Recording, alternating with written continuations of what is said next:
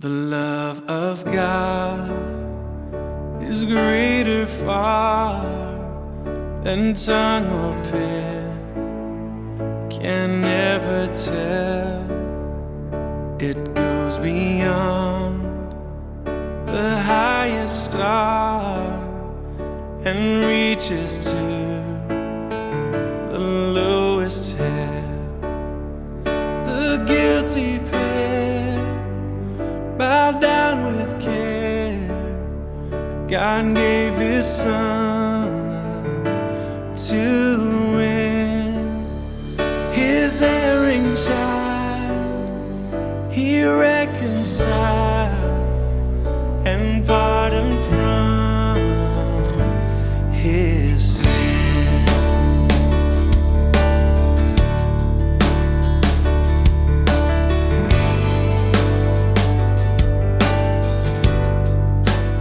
할렐루야, 반갑습니다. 또 한 주가 지나서 이렇게 함께 얼굴과 얼굴을 뵙기도 하고 또 온라인으로 이 예배를 함께 예배하고 있는 모든 분들도 우리가 비록 볼 수는 없지만 또 볼 날을 기대하면서 함께 믿음으로 이 시간을 또 예배하고 말씀을 듣겠습니다.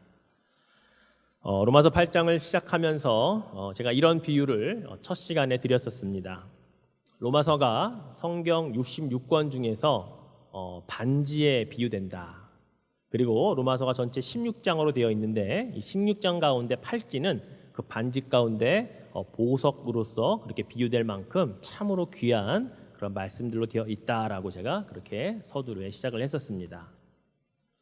제가 신학대학원 다닐 때 어느 한 교수님은요, 이 로마서 8장이 너무나도 중요하기 때문에 이 신학생 시절에 이 8장 전체를 외워야 된다라고 말씀을 하셨습니다.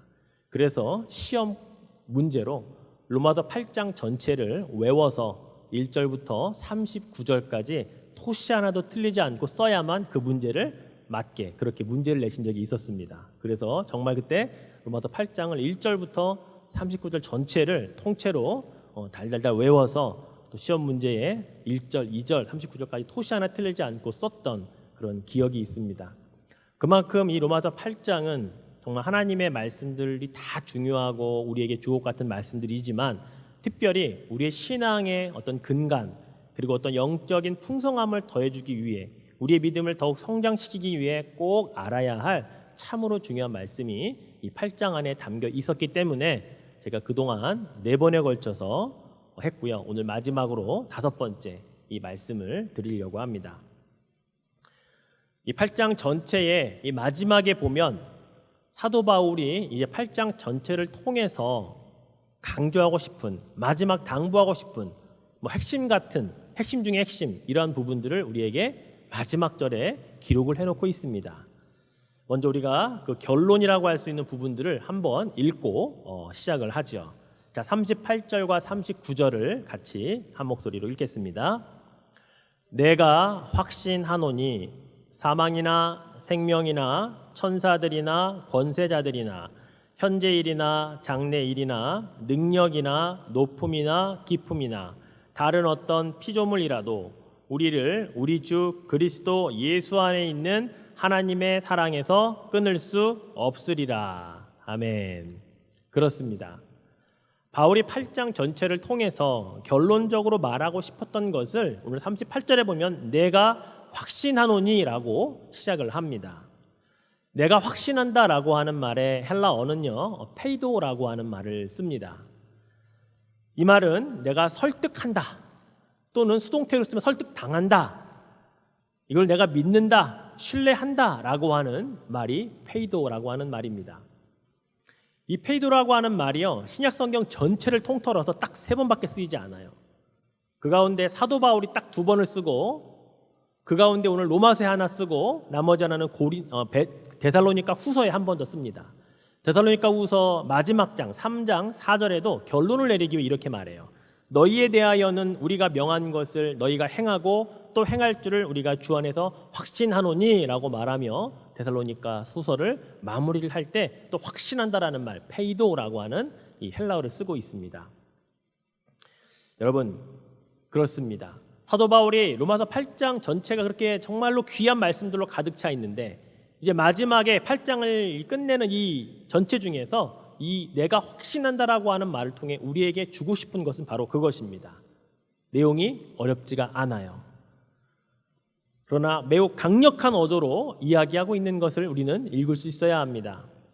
내가 확신하건대 그 어떤 상황과 어떤 형편과 어려움과 환난이 우리에게 닥쳐온다 할지라도 우리 주 예수 그리스도를 통해 나와 하나님과 연결된 그 사랑은, 그 고리는, 그 끈은 결코 끊을 수도 끊어지지도 않는다라는 것을 나는 확신한다. 여러분도 확신하십시오 라고 그렇게 이야기를 하고 있다는 것이죠. 여러분, 이 바울의 결론에 동의하십니까? 바울의 이 확신에 여러분도 의심 없이 믿어지십니까? 믿을 수 있어야 합니다. 우리의 아멘이 진실되게 고백되어져야 하는 말씀인 것이죠. 자, 그렇다면 우리와 연결된 이 하나님의 이 사랑의 끈, 예수 그리스도 안에 우리와 연결된 이 끈은 도대체 어떻게, 아니 얼마나 튼튼하고 질기기에 그 어떤 것으로도 끊을 수 없다고 바울은 이야기를 하고 있을까요? 과연 무엇이 바울로 하여금 그 확신을 갖도록 해 주었을까요? 이에 대한 근거를 오늘 본문에 보면 바울은 31절 이하에서 질문의 형식으로 몇 가지를 이야기를 합니다. 자, 그 첫 번째 그 근거가 31절 질문에 있어요. 그런즉 이 일에 대하여 우리가 무슨 말하리요? 만일 하나님이 우리를 위하시면 누가 우리를 대적하리요? 여러분, 이 본문 가운데 만일 하나님이 우리를 위하시면이라는 단어를 빼고 한번 읽어봅시다. 그런즉 이 일에 대하여 우리가 무슨 말하리요? 누가 우리를 대적하리요? 라는 말로 만약에 질문을 했다면 수없이 많은 대답들이 나올 겁니다. 우리를 대적하는 영적인 악한 무리는 제외하더라도 우리를 괴롭히고 상처 주는 사람들이 많이 떠오를 수 있고요. 우리를 힘들게 하고 어렵게 하는 수많은 역경들, 환경들, 그리고 문제들이 다 우리들에게 내가 대적할 수 있다, 내가 너를 이길 수 있다라고 수없이 우리들에게 달려들 것입니다. 세상에 우리를 유혹하는 달콤하고 우리의 시선을 끄는 것들이 얼마나 많이 있습니까? 그런 것들이 그렇게 대답할 거예요. 내가 너를 대적할 수 있다, 내가 능히 너를 꺾을 수 있다라고 그렇게 말할 겁니다. 그런데 감사하게도 하나님이 우리를 위하시면 이라고 하는 이 귀한 말씀 때문에 그 어느 누구도 쉽사리 할 수 있다, 내가 이길 수 있다라고 말하지 못하고 있다는 거죠. 하나님이 우리를 위하신다, 그냥 아주 좋은 문장이고 미사여구가 아닙니다. 성경 곳곳에 하나님의 우리를 위하시는 것을 실제로 경험했던 많은 믿음의 사람들이 그것을 신앙 고백하고 있고 기록해 놓았다는 사실을 우리는 볼 수 있기 때문이죠.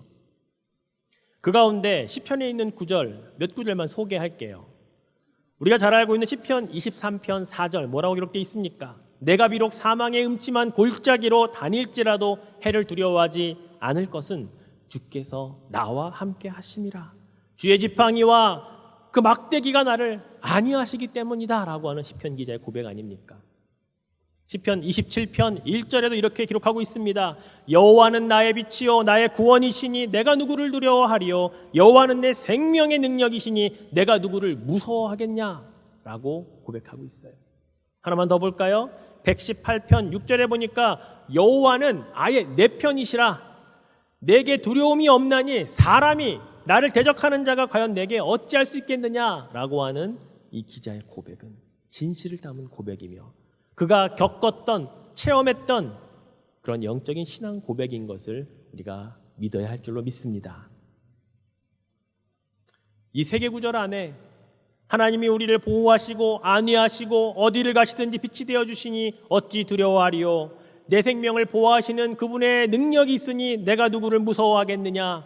여호와께서 내 편이시니 그 어떤 사람이 나를 감히 해할 수 있겠느냐라고 하는 이 고백들, 우리들의 삶의 고백, 믿음의 고백이 되기를 축원해 드립니다. 사도 바울뿐만 아니라 시편 기자들 뿐만이 아니라 신앙의 여러 믿음의 선배들이 이미 겪었고 그렇게 살았고 그 은혜들을 누렸다는 것을 우리는 압니다. 그리고 우리들도 이미 그렇게 살고 있다는 것을 우리도 증명할 수가 있지요. 결국 이 모든 것들을 종합해 보면 하나님께서 나를 위하시면 그 어떤 것도 나를 대적할 수가 없다라고 하는 이 결론에 우리는 충분히 도달할 수 있다는 것을 우리는 압니다. 사랑하는 성도 여러분, 하나님이 여러분을 위하시면 그 어떤 어려움도 그 어떤 세력도 여러분을 대적할 수 없다라는 사실을 믿으시고 그렇게 살아가시기를 축원해 드립니다. 심지어 사탄, 공중권세 잡은 권세자들일지라도 하나님의 도우심 안에서는 그들을 우리가 능히 이길 수 있다라는 사실을 여러분 믿으시기를 바랍니다. 사도 바울은 32절에서 하나님이 우리를 위하신다라고 하는 것이 어떤 것인가 더 구체적으로 이야기를 합니다. 32절 말씀 같이 한번 읽어볼까요? 자기 아들을 아끼지 아니하시고 우리 모든 사람을 위하여 내주신 이가 어찌 그 아들과 함께 모든 것을 우리에게 주시지 아니하겠느냐. 이보다 더 구체적인 증거가, 확실한 증거가 어디 있을까요? 이 말씀을 읽다 보니 아브라함이 아들 이삭을 바치던 장면이 떠올랐습니다. 아브라함이 칼을 들어서 자기 아들 이삭을 찔러 죽이려고 하는 그 순간에 하나님의 사자가 나타나서 이렇게 말을 했지요. 창세기 22장 12절에 보면 사자가 이르시되 그 아이에게 내 손을 대지 말라, 그에게 아무 일도 하지 말라. 네가 내 아들 내 독자까지도 내게 아끼지 아니하였으니 내가 이제야 내가 하나님을 경외하는 줄을 아노라. 아브라함이 아들 이삭을 하나님께 드릴 수 있는 마음이 진실하다는 것을 하나님이 그제서야 확인하시고 비로소 네가 이제야 나 하나님을 경외하는 줄, 네가 나를 사랑하는 줄을 내가 알겠다라고 하나님 그렇게 말씀하시는 장면이잖아요. 우리는요, 때때로 사랑하는 사람 앞에서 사랑의 증표를 보이라고 하면 연애할 때는 어떤 말까지 합니까? 하늘에 별도 따다준다라는 말을 해보신 분 있는지 모르겠네요. 나를 얼마큼 사랑하는지 보여달라고 하면 무엇으로 여러분들은 그 사랑을 보여주셨습니까? 딱히 할 말이 없으면 내 마음을 열어서 보여줄 수도 없고 이런 말도 혹시 하지 않나요? 또 눈에 보이는 선물을 사서 이게 나의 마음의 표현이라고 하면서 눈으로 보이는 것들을 우리가 할 때가 있죠. 그렇게 하는 이유는 뭡니까? 한 가지 이유밖에 없어요. 내가 정말 사랑하니까 그 사랑을 보여주고 싶고 알게 해주고 싶기 때문 아니겠습니까? 그런데 여러분, 그렇게 해도 정말 내가 가장 아끼고 사랑하는 것, 단 하나밖에 없는 것을 아끼지 않고 줄 수 있는 사람이 과연 얼마나 있을까요? 그런데 하나님 아버지께서는, 창조주 되신 우리 하나님께서는 그분이 그렇게도 사랑하시는 독생자 아들 예수 그리스도를 우리에게 사랑의 증표로 보여주셨다라는 사실입니다. 그것이 바로 십자가로 보여졌고 거기에서 피 흘려 돌아가신 예수 그리스도의 죽으심으로 우리에게 그 사랑을 증표로 보여주셨다라는 사실을 우리는 알아야 한다는 것이죠. 그래서 사도 바울이 이렇게 고백하잖아요. 하나님이 사랑하시는 외아들까지 주셨는데 무엇을 더 우리에게 주시지 못하겠느냐. 이 천지만물보다 더 귀하게 여기시는 그 독생자 아들 예수 그리스도의 목숨까지 우리를 향해 주셨는데 하늘에 해를 달라고 한들 못 주겠느냐. 저 궁창에 떠 있는 광명성이나 또는 그런 여러 가지 별들을 달라고 한들 내가 못 주겠느냐라고 하는 그런 말을 사도 바울이 하고 있는 것입니다. 사실 성경을 읽다 보면 하나님께서 우리를 축복하시겠다, 우리에게 이런 하늘 보물 창고를 열고 이 땅에 우리에게 축복하시는 것으로 쏟아 부으시겠다라는 말씀들을 우리가 여러 번 읽고 또 그것을 보게 됩니다. 그런데 그냥 한번 축복해 주시는 말씀, 그냥 좋은 말씀, 하나님이 그냥 지나가다 한번 하신 말씀처럼 읽었다면, 그렇게 믿었다면 우리는 회개해야 돼요. 사도 바울의 이 고백처럼 그 외아들 독생자 아들 예수까지 주신 분이 무엇을 더 이상 주실 수 없을까라고 하는 그의 이 물음에 우리는 분명히 상응하는 대답과 그에 대한 성경 읽기를 할 수 있어야 된다는 것이죠. 사랑하는 성도 여러분, 제가 설교 때마다 방금 사용했던 문구 사랑하는 성도 여러분이라는 사랑하는 이 표현을 종종 사용을 합니다. 그런데 저는 사랑한다라는 말을 앞에 하면서도 솔직히 제게 있는 가장 소중한 것을 여러분에게 드릴 자신은 없습니다. 여러분이 그러면 제가 사용하는 사랑하는 이라고 하는 이 말은 그냥 하는 말이네요 라고 말씀하실지 모르겠지만 그런 건 또 아니에요. 제가 드리고 싶은 말씀은 그냥 하는 말은 아니지만 하나님만큼 여러분에게 가장 내게 소중한 것들을 드릴 수 있는 자신은 없다라는 말씀을 하고 있는 겁니다. 여러분도 마찬가지 아닐까요? 누구를 사랑한다라고 말은 하지만 여러분이 가장 아끼고 소중한 그 한 가지 가장 귀한 것까지 줄 수 있는 분들이 과연 얼마나 있을까요? 하나님만큼 과연 가능할까요? 쉽지 않을 겁니다. 없을지도 모릅니다. 그래서 하나님의 사랑은 분명 우리와는 차원이 다른 사랑을 하셨고 보여주셨다라는 것을 믿어야 한다는 것이에요. 그것을 인정해야 된다는 것이에요. 인정한다는 것은 믿는다는 것이거든요. 다시 말해서 하나님 아버지께서 우리를 위하여 당신의 외아들 예수 그리스도를 나를 사랑하기 때문에 주셨다고 하는 것을 인정할 수 있다면 그것은 하나님의 사랑이 얼마나 크고 깊고 넓고 위대한지를 내가 믿겠다고 하는 그런 나의 표현인 것입니다. 인정하면 믿게 되어 있기 때문에 그렇죠. 자, 이어서 사도 바울은요 33절과 34절에 보면 또 이렇게 질문을 합니다. 누가 능히 하나님께서 택하신 자들을 고발하리요? 34절에 가면 누가 정죄하리요? 라고 물어요. 지난 시간에 제가 한번 말씀드렸죠. 스코틀랜드의 조직신학자인 존 머레이 교수가 우리에게는 두 신적 증거자가 있다. 하늘의 법정에서는 예수 그리스도가 있고 우리의 마음 안에서는 성령이 계신다. 이 두 분이 우리를 위한 중재자시며 중보자시다 라고 그렇게 이야기했다 그랬잖아요. 같은 맥락이에요.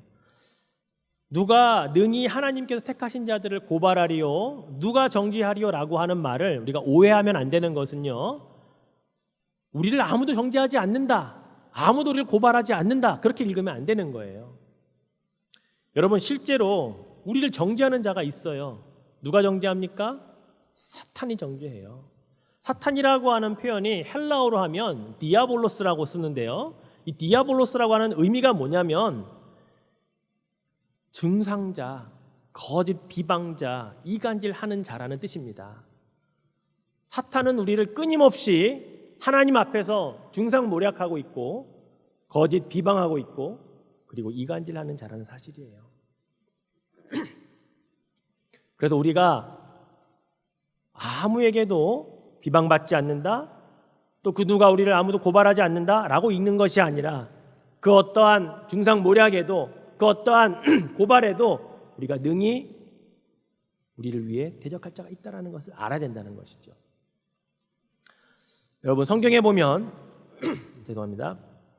몇 군데에 사단이 하나님 앞에서 하나님의 백성을, 심지어 하나님이 택하신 선지자들까지 고발하고 그들을 정죄하는 장면이 나와요. 제가 두 군데만 함께 찾아볼게요. 스가랴서 3장에 보면 대제사장 여호수아를 사탄이 하나님 앞에서 고발하는 장면이 나옵니다.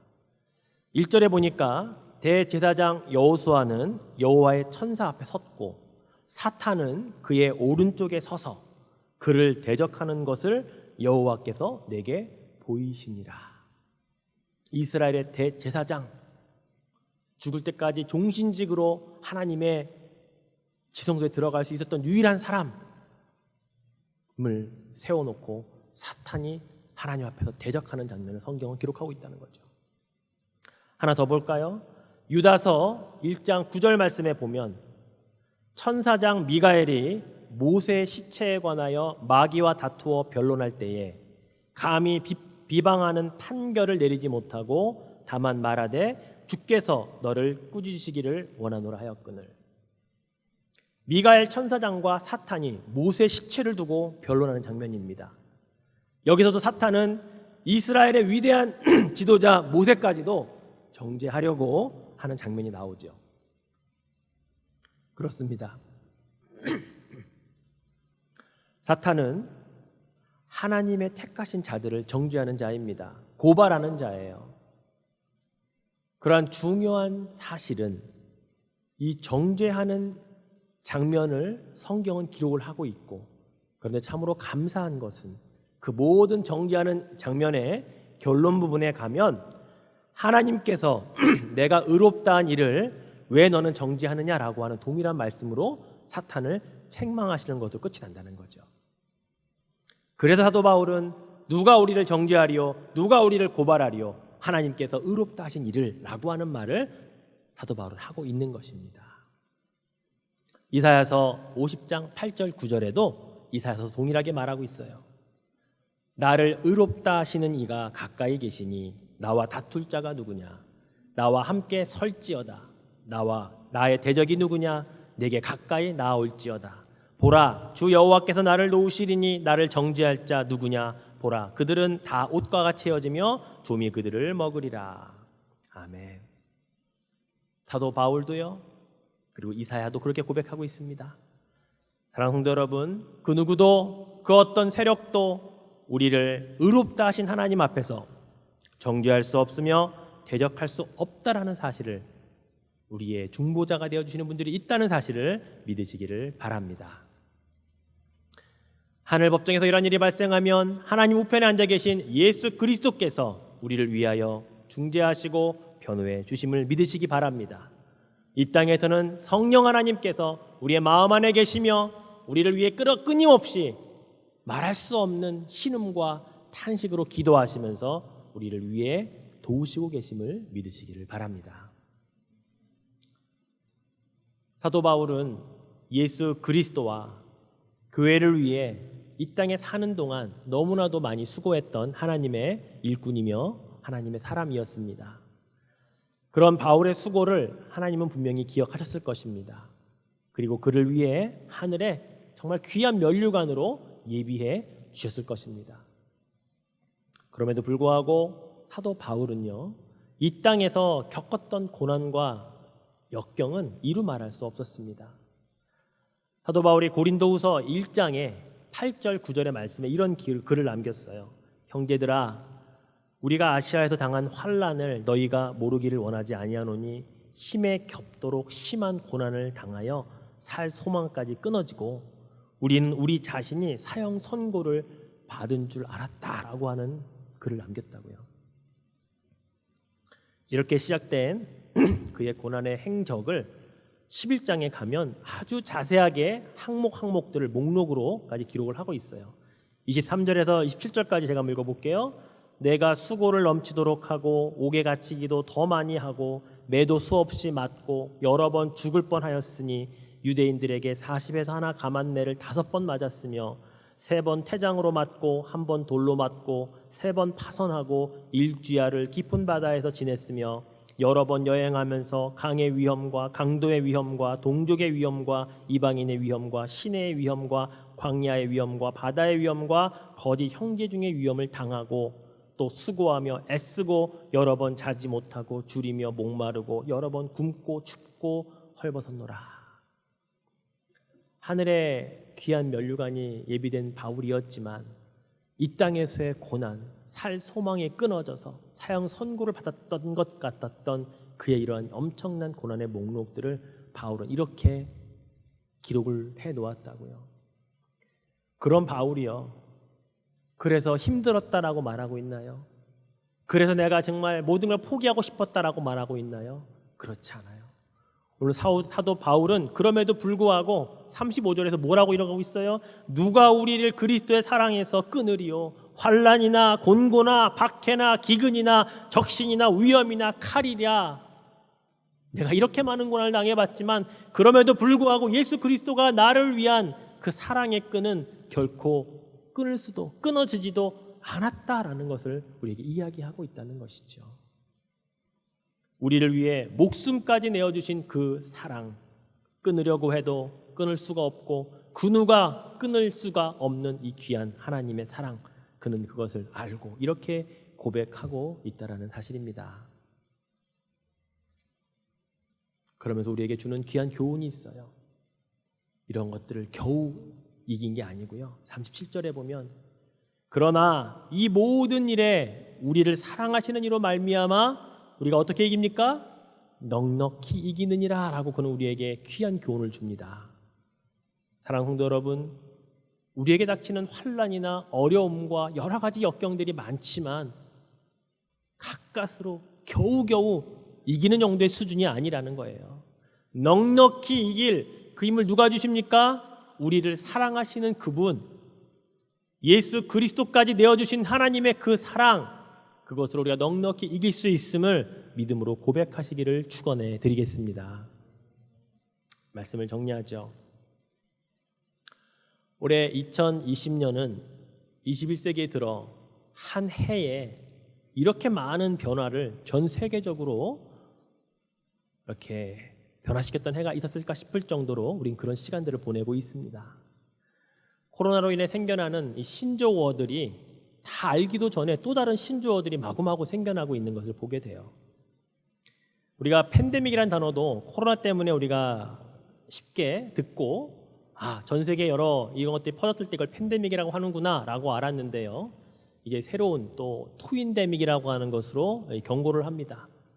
코로나 외에 또 다른 질병들, 또 다른 어떤 이런 플루, 이런 그런 감기, 이런 또 전염병들이 올 때 더불어 오면 이것을 트윈데믹으로 해서 지금 코로나보다 1.5배에서 2.5배까지 더 빠르게 확산할 거라고 하는 이것을 경고하는 내용을 말하면서 트윈데믹이라는 말을 쓰기 시작했어요. 여러분, 코로나 블루라고 하는 이야기 들어보셨죠? 이게 이제 코로나 레드를 지나, 레드가 뭔지도 모르겠는데 코로나 블랙까지 벌써 이 단어가 나오기 시작했습니다. 코로나 블루는 많은 사람들이 코로나 때문에 우울증, 겪고 있는 상태를 코로나 블루라고 이야기하고요. 코로나 레드는 이 우울증이 폭발해서 사람들이 자기의 감정을 조절하지 못하고 분노 조절 장애를 일으키는, 그래서 여러분 사람들이 막 차를 타고 막 돌진해서 편의점도 부수고 막 싸우다가 죽이기도 하고 하는 이런 것들이 코로나 레드라고 하는 거예요. 자, 근데 이게 지나서 이제는 절망 속에 빠져 있다가 자살하고 그냥 고독사하고 이걸 코로나 블랙이라고 지금은 표현한다고 하더라고요. 어저께 날짜로 국민일보에 이런 기사가 났어요. 코로나 블랙으로 인한 이 고독사가 올 한 해 엄청나게 많이 증가했다라고 하는 기사가 났어요. 1월에서 8월까지만 한국 서울에서만 118명이라고 하는 숫자가 기록이 되었다고 보도가 나왔더라고요. 제가 그 기사를 한번 일부 읽어드려 볼게요. 신종 코로나 바이러스 감염증 확진자가 다시 급증해 수도권 사회적 거리두기 2단계 조치가 시행됐던 지난 8월 19일 서울 금천구 다세대 주택가에서 반백골 상태의 시신이 발견됐다. 기초생활수급자 박경인 씨다. 인기척이 없고 악취와 썩은 내가 진동해 이상하다는 신고를 받은 경찰이 현장을 찾았다. 박 씨는 미라화가 진행되고 있는 상태로 방 안 매트리스 위에 누워 있었다. 사후 경과 시간은 최소 한 1개월, 최대 3개월로 경찰은 추정했다. 여름이 오기 전 홀로 사망했는데 말복이 지난 뒤에야 발견됐다. 그의 소지품은 휴대전화 1개, 지갑 1개가 전부였다. 며칠 전인 지난 8월 15일에는 서울 구로구의 한 고시원에서 비슷한 사건이 발생했다.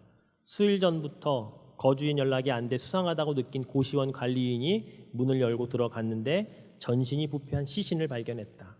80세 노인 김모 씨로 방 안에 구더기가 나왔다. 올 들어 지난 8월까지 주거지에서 고독사한 시신 118구가 서울에서 발견된 것으로 조사됐다. 코로나 블루를 넘어 코로나 레드를 지나 코로나 블랙까지 다다르고 있는 것에 대한 기사 내용입니다.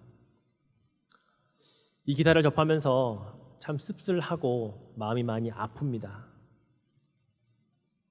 죽은 사람을 최소 1개월, 3개월까지 그냥 방치했다가 미라화가 된 반백골 상태로 발견이 되고 같은 고시원이면 타닥타닥 붙었을 텐데 한 번도 그 방문을 열어보지 않았다가 악취가 나서 열어봤더니 시신에서 구더기가 나오는 이 장면들을 보게 되는 이 시대, 이 사회, 지금의 우리들의 모습이라는 것이죠. 그런데 이 씁쓸함을 한쪽 구석에 담고서도 이 로마서 8장에 우리가 결론을 읽으면서 얼마나 참 감사하게 살아가고 있는 우리들의 모습을 발견하게 됩니다. 바울은 우리들에게 뭐라고 결론 내리고 있어요?